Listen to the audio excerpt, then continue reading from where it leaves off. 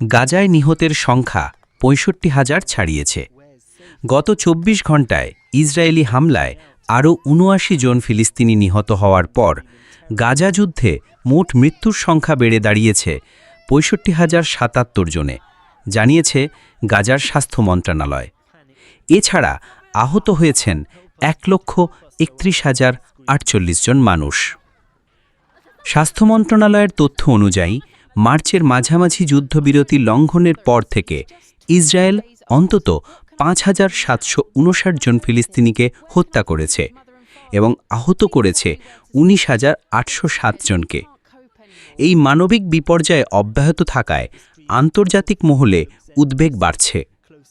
জাতিসংঘের ফিলিস্তিনি শরণার্থীদের জন্য কাজ করা সংস্থা UNRW এর প্রধান ফিলিপ লাজারিনি গাজায় সাম্প্রতিক মার্কিন সমর্থিত ত্রাণ ব্যবস্থাকে তীব্রভাবে সমালোচনা করেছেন।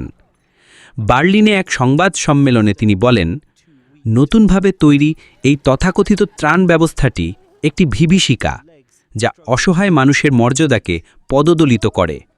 এটি একটি মৃত্যুকূপ, যা জীবন বাঁচানোর চেয়ে অনেক বেশি জীবন কেড়ে নিচ্ছে। মার্কিন যুক্তরাষ্ট্র ২০২৪ সালের মে মাসের শুরুতে গাজা হিউম্যানিটারিয়ান ফাউন্ডেশন নামে একটি নতুন ত্রাণ ব্যবস্থা চালু করে, যার মাধ্যমে ইসরায়েলের পুরোপুরি অবরোধের পর গাজায় ত্রাণ সরবরাহ চালানো হয়। এই প্রক্রিয়ায় UNRWA-কে পাশ কাটিয়ে বেসরকারি খাতের হাতে দায়িত্ব তুলে দেওয়া হয়। HF ২৬ মে থেকে কার্যক্রম শুরু করে, কিন্তু এর আশেপাশে ত্রাণের অপেক্ষায় থাকা মানুষদের উপর ইসরায়েলি হামলা ব্যাপক হতাহতের কারণ হয়েছে। মে মাসের শেষ থেকে এখনও পর্যন্ত অন্তত ৪৫০ জন ত্রাণপ্রার্থী নিহত হয়েছেন এবং আহত হয়েছেন ৩,৫০০ জন, যাদের অধিকাংশই HF সাইটের আশপাশে ছিলেন। আজ একদিনেই ইসরায়েলি হামলায় কমপক্ষে ৫০ জন ত্রাণপ্রার্থী নিহত হয়েছেন বলে আল জাজিরাকে জানিয়েছে চিকিৎসা সূত্র।